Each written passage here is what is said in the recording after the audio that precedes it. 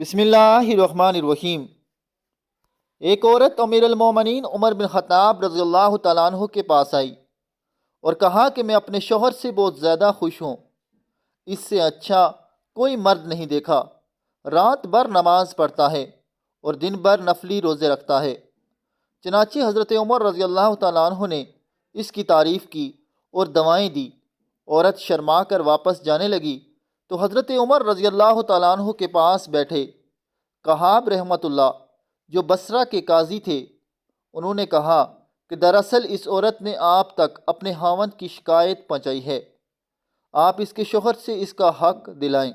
हज़रत उमर रज़ी अल्लाह तआला अन्हु ने इस औरत के इस बात के तह तक पहुँचे और कहाब रहमतुल्लाह से फ़ैसला करने का हुक्म कहा तो उन्होंने कहा कि इसके शौहर को अगर नफली इबादत का शौक़ है तो 3 दिन नफली इबादत के लिए रखे और 1 दिन रात इस पर इसके बीवी का हक होगा।